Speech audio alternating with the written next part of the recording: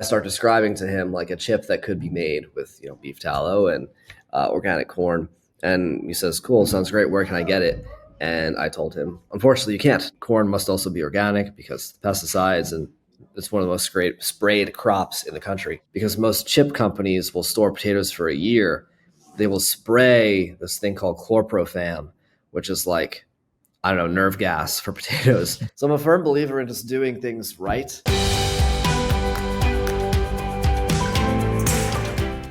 Today we have with us Stephen, who's going to share, I think, a pretty interesting story here. So Stephen, maybe to start with, tell us a little about who you are and what you do.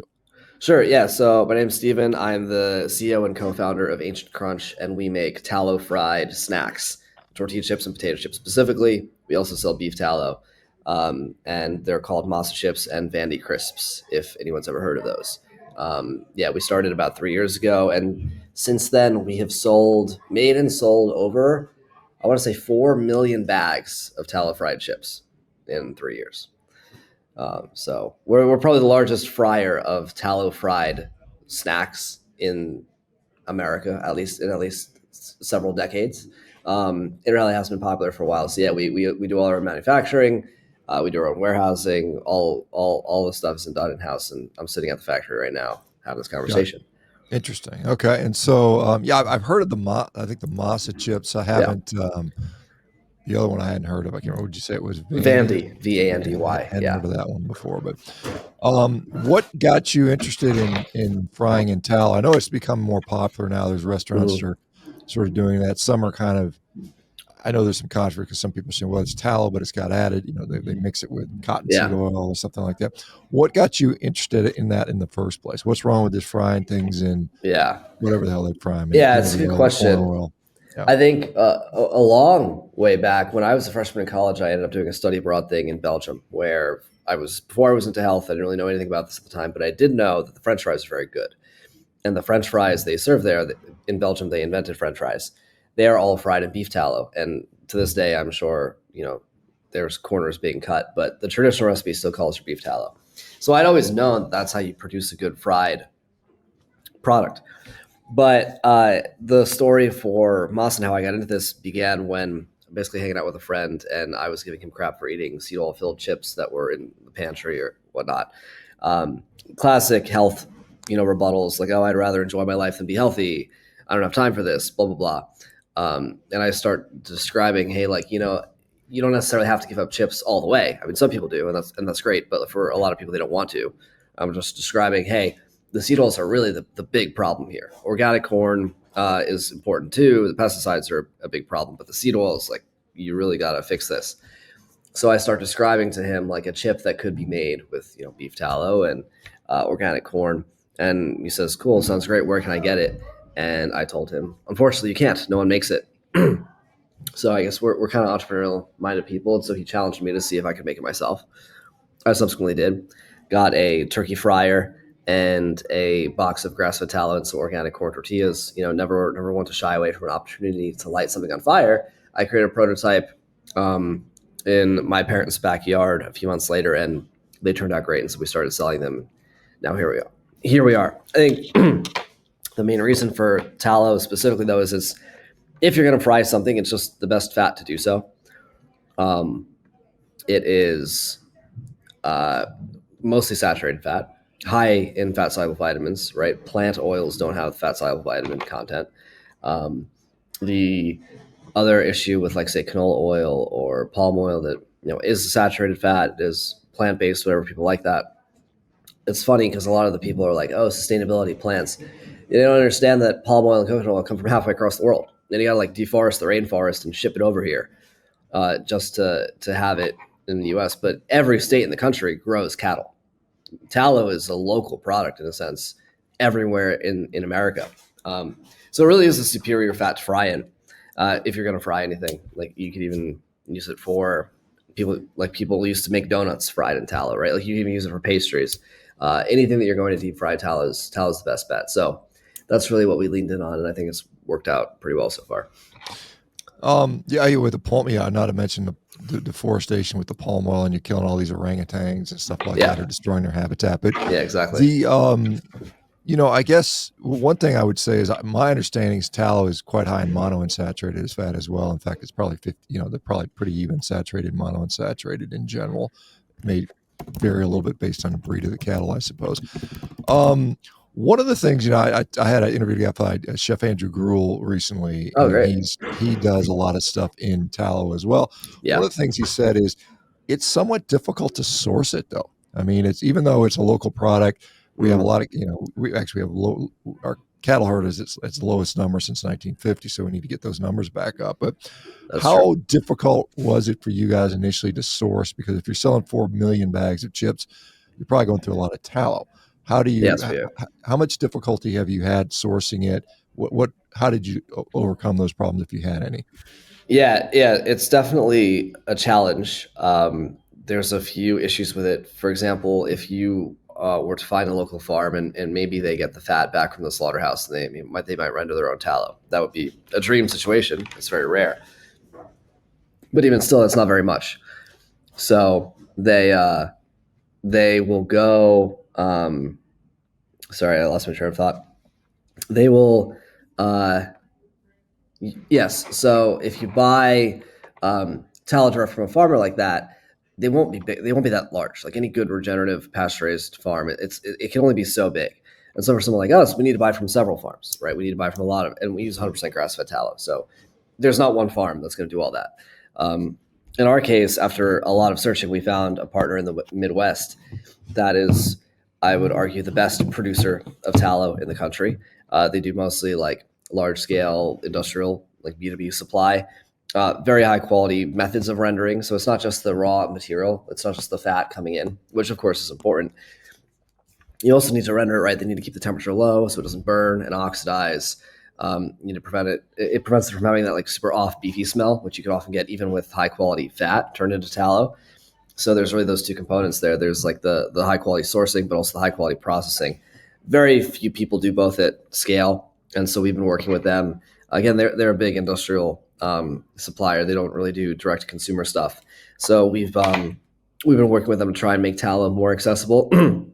I've actually spoken with Andrew Gruel, asked for his advice on how to help restaurants get access to it, because more and more restaurants want it. It's just the local food distributor doesn't have it, or if they do have it, it's mixed with soybean oil or other preservatives. And so we're trying. Well, the next few months actually we'll have pure, no additive, like grass fed and non grass fed, as people prefer, tallow available for food service in a variety of distributors. So we're working on that, and that should help make it easier for restaurants. But yeah, as it stands right now, it's not the easiest thing to go find. Yeah, I mean, I guess maybe it was 1950s, maybe 1960s when a lot of restaurants were still using animal fats in frying, whether it's French fries or other type things, and then it got supplanted by all the plant oils that became ubiquitous and cheap, and the problems with those are probably nothing we need to go over, because I think most people that follow me are aware of that. Yeah. So what will it take? I mean, I just saw like President Trump talking about we're going to somehow lower the beef prices. I don't know if it's going to be South American imports. I mean, the better solution in my view would be to build our cattle herd back up and support our ranchers. Certainly. What is the path forward if more companies want to adopt this? Because obviously, I'm sure you're happy to be the only guy doing it because then it's a monopoly and you can do better financially. But eventually, there's probably going to be other companies that's seen of what you do. And I'm sure there's other people that fry things in tallow now. How do we get? I mean, if you're thinking about there's a systemic problem, within the manufacturing base and how we do this, how do we reverse it? How do we fix it? Do you have any thoughts on that? Hey folks, it's Dr. ShawnBaker here. Hey, if you or someone you love is suffering from chronic disease and you're tired of just managing symptoms with potions, pills, and procedures, I want you to check out Revero.com. Our team of dedicated professionals is committed to tackling the root cause of your issue and finally getting you healthy. Hurry up though, our spaces are filling up very quickly. Yeah, absolutely. So there are a few levels at which this type of stuff moves. One of the things is you can say policy. Oh, we're going to do some government thing over here, or we're going to change some law there, some practice here. All that could be helpful. But to give you an example, the organic certification exists. Farmers know about it. It's been around for over 20 years, I think. And yes, not all land is organic. Why not? Because in order for the farmer to justify the cost of producing something that's organic, they have to be able to make money doing so. And if there's no customers of that product willing to pay that price, they're just not going to do it. And so I think part of the issue with the supply in general of like why is tallow so expensive, part of it is it's inherently like higher quality, the raw materials, whatever. But a lot of it has to just do with scale, right? If you buy 1 pound of a thing versus buying 1,000,000 pounds of a thing, it's obviously going to be cheaper per pound to buy 1,000,000 pounds of a thing. And so we are probably one of the largest purchasers of pure grass-fed food grade tallow around at this point, honestly. And we're going through like 100 to 200,000 pounds a month, and it's going to turn to 500,000 to 1,000,000 pounds and go from there. That moves the industry, right? Because if farmers all of a sudden have someone to sell to, or producers have someone to sell to, they will invest in the equipment or the infrastructure needed to go make more rendering. And I've already heard about this. There's people at DMing on Twitter. They're like, "Oh, I own a slaughterhouse. We're thinking of adding rendering capacity." Blah blah blah. Like they're doing that because they know there's a customer for it. And so the more, I guess, the maybe unhelpful answer is like to get more supply, you have to buy more, which is kind of counterintuitive. And eventually maybe there's like prices go up because there's a supply shortage, but then that's, like you said, that's an opportunity. If prices go up, there's capitalism for you. Other producers or potential producers see that and they want to get on the action. So then they go make the necessary investments in equipment or processing or whatever to be able to do that. I think that's the first half, which is, just buy more tallow-based stuff and, more tallow-based stuff gets produced. The other question, which I think is interesting, is a fundamental limitation of how much we can make, right? Obviously, there's a lot of fat on cows that is not going into good quality food grade tallow. That's just true. But even if it were, would it be enough? And so then the question becomes, well, how many head of cattle could we support, at least domestically? And then if you think about how much land is underutilized or unutilized at all for grazing, or what about all the canola fields, not canola fields, but the rapeseed fields, or all of the sunflower seed fields, or all of the corn fields that is going to corn oil, all the soybean fields? How many millions of acres of U.S. domestic farmland is tied up in this just trash crops? And how much of that would be excellent, pasture land for cattle? I've done some numbers on this.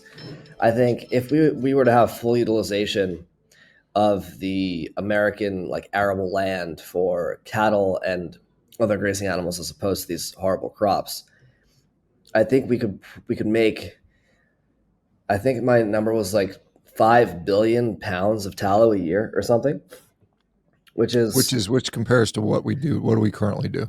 Yeah. Well, currently, I don't think anyone knows a full number, but I would put it at, I would say we're probably doing 50 million, maybe 100 million pounds of food grade tallow a year. We make a lot more tallow, but a lot of it's not food grade. A lot of it goes straight to turning into biodiesel.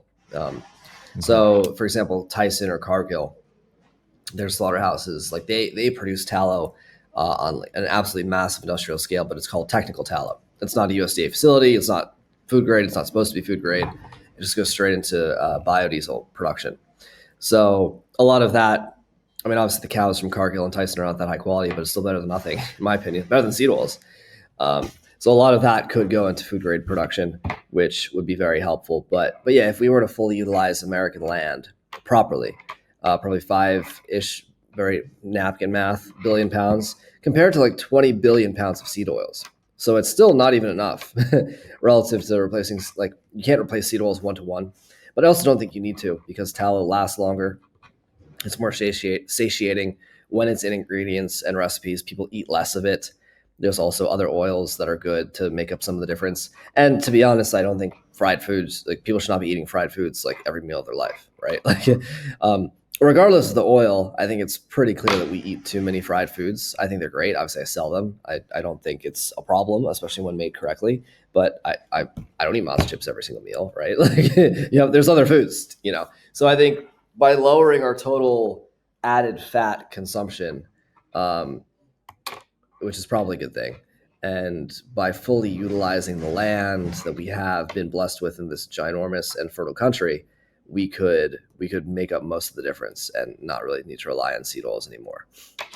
Yeah, I talked to a guy named Alan Williams, who's down in Joyce Farms in Alabama. He's done some similar calculations, looking at recapturing some of the grazing land, some of the, monocrop land, and turning it into, grazing land. Now, of course, the American Soybean Growers Association would be pissed off as hell, and you have to fight those guys, and they have a pretty strong financial lobby, I understand, and so that's a fight that would have to take place politically, and there'd definitely be some gnashing of teeth and legal challenges and all that stuff to get it done. But let me ask you about because you mentioned you need less, or the beef tallow lasts longer. Does that mean like you can fry multiple times? Because I mean, one of the concerns is people is, they go to the restaurant and they've used oil that's been heated and reheated 50 times, and it's got all these chemicals in there that have been problematic. Yeah. So we, to your point, we change our tallow every single day in our fryers. But there's an interesting issue here. So even though we change it every day, if I were using seed oils, not that I should probably change it twice a day, and I'll explain. So there's this concept in frying called turnover time, which is how long it takes, like hours, minutes, for the product that you fry to pull out a volume of oil equal to the container of the fryer. So for very simple math, if you have a 5-gallon fryer, it's full of 5 gallons of oil, and you fry chicken fingers. How long of frying chicken fingers, like how many batches, how long does it take before 5 gallons has been removed in the chicken fingers, and thus you've had to add 5 gallons back in? The longer that process takes, the more the oil breaks down, basically, because you're saying the oil remains in the fryer without, you're adding new oil as you take some out. And if that process is too slow, the oil spends too much time in the fryer before it gets pulled out, and that's how the oxidation. So when it's being pulled out, it's being absorbed into the food. Is that what you mean? Yeah. Okay. In the food that it is absorbed in. So when that happens too slowly, it has more time under heat and has more time to degrade. And so there's an interesting thing I was talking to. It's a relatively technical frying concept, which I learned from the guys that are making our ginormous potato chip fryer. And they basically said that different oils have different thresholds for turnover time. Like threshold meaning if the turnover time of the fryer is too high, the oil starts to go bad at that time and you have to throw it out. And so their job is to try to design fryers that have a lower turnover time, and so that it keeps the oil fresher. But the interesting thing he told me is even they know, right, and they're not health guys, but even they know just from their chemistry stuff that saturated fats, mostly palm oil because that's what's used internationally, but also applies to tallow, have a much higher turnover time threshold than a vegetable oil fryer. So a fryer that is using tallow, for example, like the turnover time could be 12 hours or something. And if you're under 12 hours, then the oil basically stays fresh constantly. Because you're always adding, new stuff in as the product is absorbing and pulling out old oil, old relatively speaking. But for a vegetable oil fryer, it's like 4 hours or 6 hours. And so the crazy thing is, most fryers can't physically, like it's based on the fryer geometry, and I'm sure I'm not explaining this perfectly clearly, but it's a pretty nuanced concept. The fryer geometry determines the turnover time and how much you fry, like how quickly you use it. And so it's very difficult to build a fryer that can even perform under the time needed for seed oils to stay fresh. And so they are always like, it's already rancid. It's always been rancid. I mean, obviously we know they were rancid even before you put it in, but the main point here is that because you have to get rid of this stuff, and because it actually does go bad faster, you end up using more. And then of course the foods that you make with it are like less satiating as you eat more. There's just more waste overall. Okay, interesting. So let me ask you, from a flavor standpoint, and I know, like, when I talk to Chef Grill, he says he can clearly taste a difference in taste. And I personally don't eat a lot of fried foods. Sure. Maybe when I was younger I did. I don't even remember. It's been so long. But do you notice a significant? What is tallow supposed to taste like? Is it supposed to be pretty neutral, or is it? I know some people say lard is really neutral, but what about the flavor differences? It's supposed to be neutral. We've tested varieties of tallow before, and as I mentioned, rendering plays a role. And some of them just taste beefy, or they taste burnt, or they have this like kind of barn-like smell. And that's largely due to the rendering methods. And you don't want that. like good tallow, you'll smell it, whatever. It doesn't smell like much. Especially when you heat it, it's warm. It's like a gentle, it's like a soft, like, I don't know, like a nice cooking smell. When we first started out, there was a fryer, there was a deep fryer next to our deep fryer. We had to buy a new one because that deep fryer had seed oils and cleaning it's such a nightmare. Put a little wall in between it so the splatters wouldn't get into our deep fryer. But I remember the other people that would use it because it was a shared kitchen space. I kind of stick my nose over there, and it would smell like not literal death, but it was just, like a 4-H fair, like a county fair where it's those funnel cakes, and it's like they don't change their oil after like 3 days. The fair is open. It's like it's just so greasy and disgusting. That's what their fryer smells like, and that's what that's what people are eating, even though they think that seed oils. That's kind of the whole marketing pitch behind seed oils, was like it's a neutral flavor. Such a lie, right?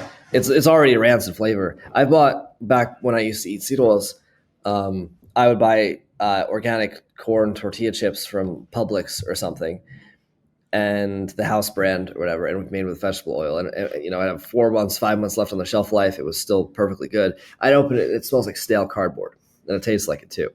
So the tallow, ironically, is not beefy nor greasy, right? Like if you have MASA chips, your fingers don't get covered in grease like they would if you were to eat a seed oil chip, and that's due to the length of the fatty acids. So whether they're saturated or unsaturated, the animal fat has longer fatty acid molecules, and so because they're bigger, they don't like sneak into the pores of your fingers and your fingerprints as much, and there's not like that capillary action like there is with coconut oil or something. And so eating it, it feels less greasy, it looks less greasy, it tastes less greasy. I would say it's rich or hearty. It's very hard to describe flavors, but if you do let the oil go too long, which is why we don't do this, but in the restaurant setting, it's common. It's very hard to filter. You can sort of smell the burnt, not beefiness, but you can sort of smell the burnt oxidation. We replace our oil well before that happens, but sometimes you can notice that. But you also notice that with seed oils too. I don't know if I'm just rambling on the flavor stuff. It's very hard to describe, but hopefully that's helpful. Yeah, I mean, it's interesting because, with the coconut oil, it's heavily medium chain triglycerides. And when you get into the saturated fat, you're, 16, 18, 20, yes. 20 carbon chains. So they're a bit longer. So I didn't know that you could feel it in your pores. Prior to you doing this, I mean, obviously you've got a chip company, fried food company using tallow. Were you doing something in the food industry prior to that, or is this a completely novel adventure, adventure for you? No, this is completely new. For the, say, year and a half prior to starting this, I did post about health on Instagram and TikTok. I just started doing that because, health was a sort of passion of mine for several years. And I kept annoying all my friends and family with, eat this, don't eat that. And so I figured I'd just start annoying the internet. And that seemed to work pretty well, actually. I got a decent amount of followers in that time. But no, before this, I was a software engineer. I worked at a big tech company, and that was like after college, where I majored in math. Nothing at all related to the food industry in sort of formal education or work experience.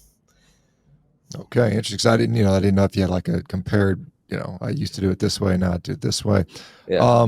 As far as, so MASA chips are they potato based? I've never seen them. I think I might've seen them in the store once, but what is the scope of what you're frying at this point? I mean, potato chips are what everybody's grown up with, but what are the other things that are available to do? Yes. So we do MASA chips, which are organic tortilla chips, so corn tortilla chips. Corn, okay. Yeah, fried in beef tallow. So there's only 3 ingredients. There's organic corn, grass-fed beef tallow, and then the salt or whatever seasoning stuff. We have a few. They're all we don't use any maltodextrin or citric acid. It's all like literal spices, like cupboard spice, flavorings. It's not like a chemistry lab experiment thing.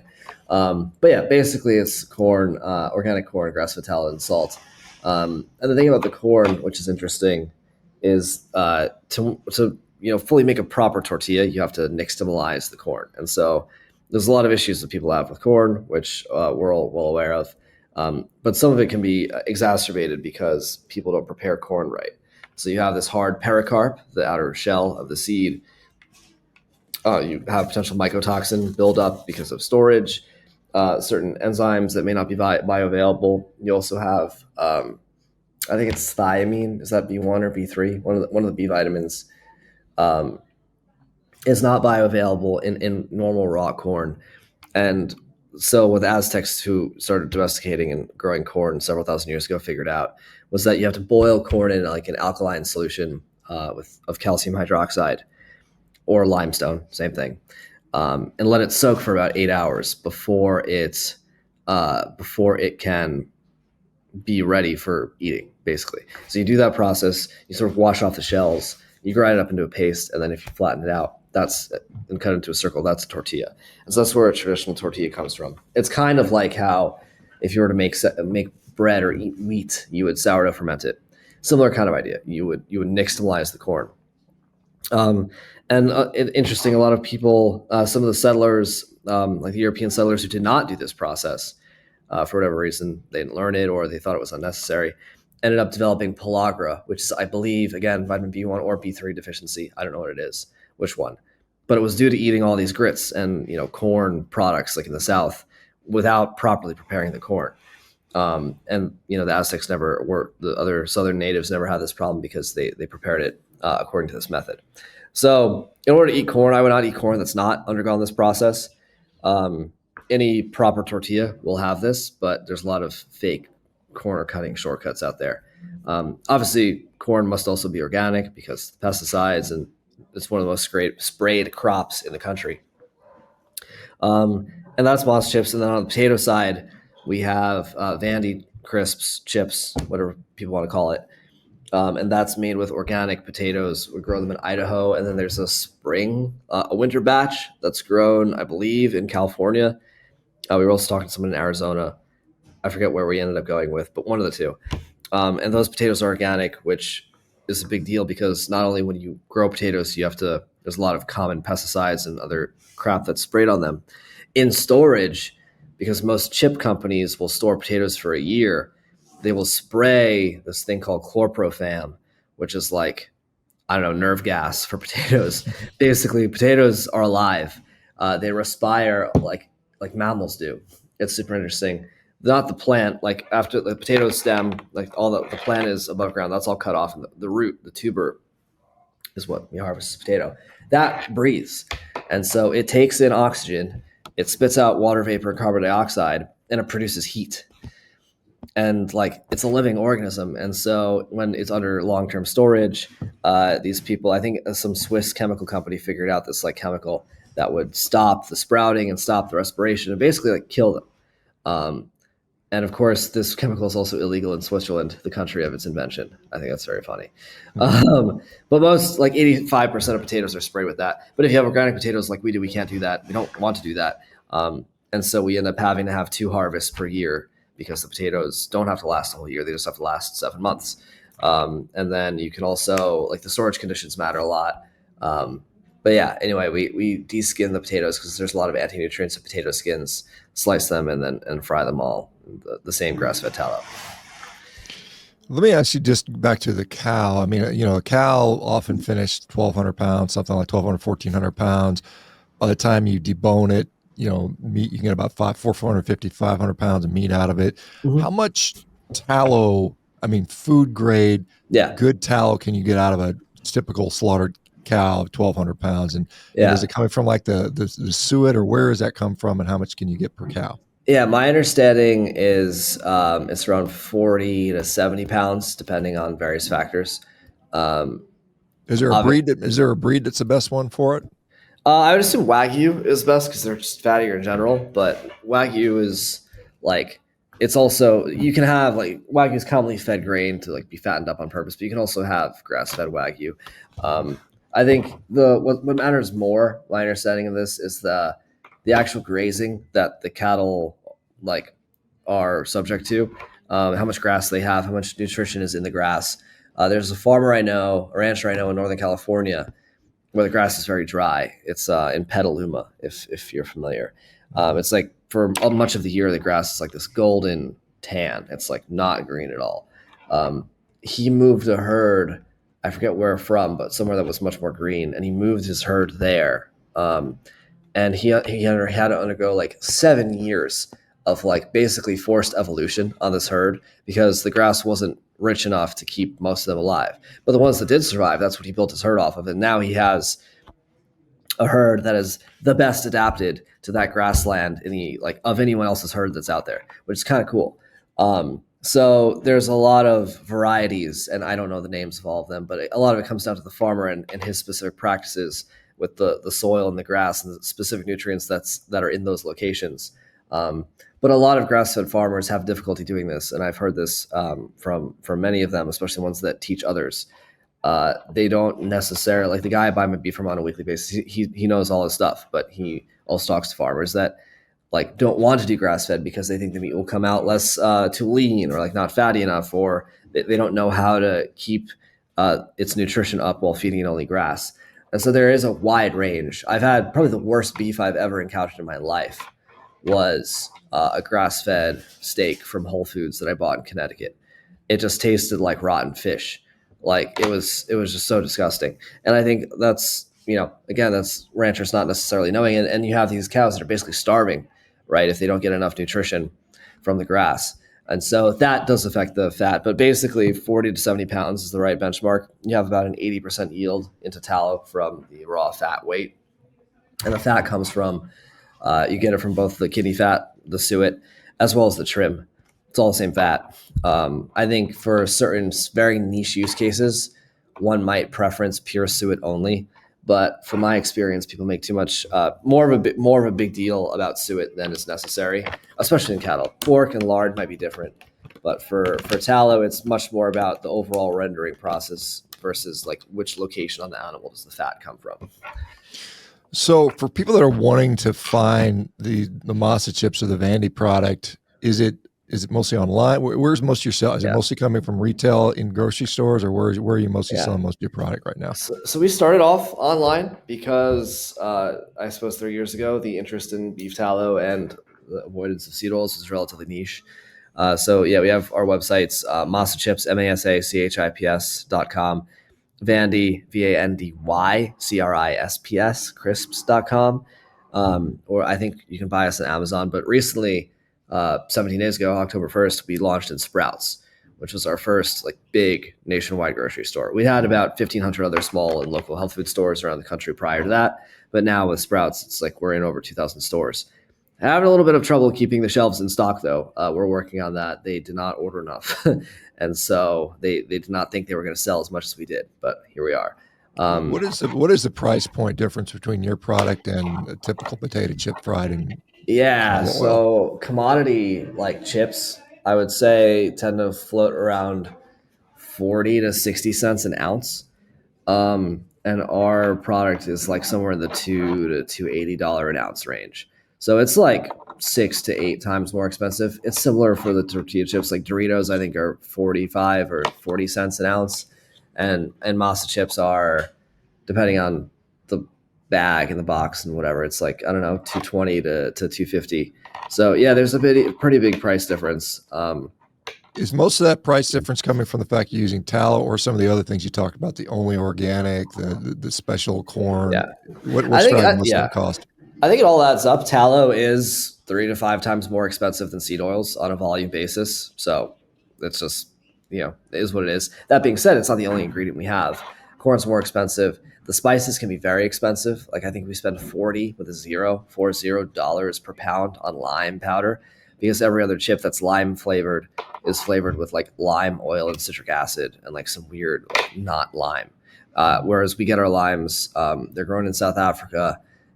They are ground up into a very fine paste. So fine, in fact, that like the juices, like we end up getting the juices freed from like the cellular like wall structure, because you smash it really into fine pieces, and that using its own juice gives much more of a resonant lime taste. Anyway, then that's dried and then turned into a powder.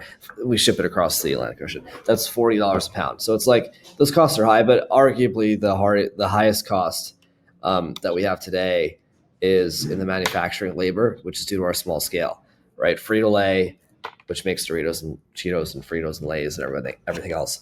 Frito-Lay has 32 production facilities in the U.S. I think it's 30s. They have something like 250 distribution facilities, and all of their equipment is like super automated and large scale and very low labor per bag produced. And since we've been manufacturing ourselves, since none of the big chip factories want to do tallow, we've had to start from scratch. And so even today, our methods are relatively manual. It's like by hand frying and by hand seasoning. It's pretty crazy. So we're working on that. That costs money, of course. Like I think a Frito-Lay sized frying chip production line has cost $10 million. That is really pretty well automated. And the cool thing about it is like a lot of people think that scaled food is worse quality, but at least in our case, it's better because you get a bit more consistency, right? When I have people by hand frying stuff and then by hand salt shaking and by hand doing all these things, there's far more variability in QC. Waste is high. Someone forgets chips in the fryer too long. When it's more automated, like the seasoning is measured out so that the chips have the right amount of coating every time. It's really just the ingredients, right? If you can keep the ingredient quality as you scale, you get so much more efficiency benefit, but the product is the same, if not better. So that's really, the ingredients are expensive, and that's a big deal, yes, but it's also the inefficient manufacturing methods that we have, which by growing, we get to see efficiencies gained there, and hopefully can be more price competitive.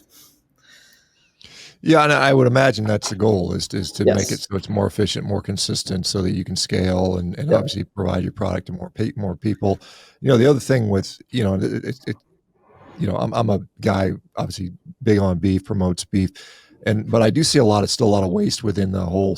Like right now, the cow hides are just mostly being thrown away. I mean, it's just like horrible. This is a crazy waste of resource. I mean, you can make leather out of that stuff. I mean, you can do all kinds of things with cowhide, but we don't have a demand for that. Just like we didn't really have a big demand for tallow. So maybe by bringing some of that back, we can bring the cost down because the demand goes up. You know? Yeah, and then for one animal, a farmer can make more money, right? Because you can now sell the fat or sell the skin. Yeah, we have freaking pleather interiors of like new, even luxury cars, and I'm sure you have cowhides being through. Like, how does that make any sense whatsoever? We're going to dig oil out of the ground, make vinyl so I can off gas in my car, and it'll last 2 years when we could be using leather trim for like every car in America. It's so insane. Yeah, which is happening anyway. I mean, it's not like the cows are not being used by using the leather. We're still getting the meat out of it. So interesting. So what would you? I mean, are you guys planning on launching other products? What is your like 5-year vision, if you mind sharing that? Yeah, absolutely. So we want to lean into two things specifically, which is tallow and snacks. So tallow, we have a lot. We have very good tallow. We have a lot of it, and so there's whole cosmetics and soaps, and a lot of this has been tried before, but there's a lot of things that like could be done better or more in depth or nuanced. For example, like home cleaning products, like home soap, shampoo bars, like all sorts of tallow-based stuff that could be done, which is cool. Obviously, we have tallow jars. We want to help with the restaurants get their set up and get them buying tallow. But on the snack side, the goal is to go and sort of recreate America's pantry with snacks that are classically made and healthy. So you can imagine like the American kid growing up in the 90s. Like he's got Cheetos and Cheez-Its and popcorn and candy and all these things. Most of those, if not all of them, can be made much, much better. And not made better in the sense that like we're going to use an alternative ingredient that's like newfangled, like a 0-calorie sweetener or any of that other nonsense. It's like we're just going to make the original recipe using the best quality methods and ingredients, not like a fake pretend thing. I often make fun of people who eat keto cookies. It's like they don't taste like a cookie. If you don't want to eat cookies, don't eat cookies. Like that's fine by me. But like a keto cookie is a sad excuse for a cookie. It's either like have the cookie done right or don't eat a cookie at all. Similar with the vegans who are like, we're going to turn watermelon into a steak. It's like, have a steak or don't have a steak. You don't need to turn watermelon into a steak. So I'm a firm believer in just doing things right. And that's the plan, is to apply the same philosophy, whether it's tortilla chips, potato chips, crackers, other sorts of crunchy things, and sort of roll that out across the American grocery landscape. So yeah, that's our long-term plan here. Well, good luck with that. And I certainly don't disagree with you at all in the fact that, you have all these, keto, whatever. It could be any product, paleo, keto, fake product with all this garbage ingredients in there. And I like the fact that it's not just tallow, but I'm going to make all the ingredients, as good as we can make them. And I think that's going to solve some issues for people. I mean, obviously at the beginning you said, look, you shouldn't be eating a ton of fried food. And I think that's fair. I mean, if you look at the increase in calories that the American population has seen over the last 50 years, a huge percentage that came from, processed food with oils and fried food. I mean, that probably represents most of the increase in calories we've seen in the United States. And it's like 25% of our calories are vegetable oils specifically. Yeah. And it's not that we necessarily eat too many calories. Like we eat a lot of calories of the wrong thing. The wrong thing, and we don't use our bodies enough. Like a farmer in America in the early 1900s, I saw something recently, like his average caloric intake was 3,500 calories a day, and he's not fat. And other people out here eating less than 2,000 calories a day and still getting fat. Like clearly it's not just volume of food, but also type. And if 25% of our calories come from seed oils, it's obviously cause for concern. Yeah, interesting. Well, good luck. This is very fascinating. Stephen, is there anything else you want to share before we go? I don't think so. Yeah, check us out at Sprouts. Buy us online. Follow us on Instagram or TikTok or Twitter or whatever.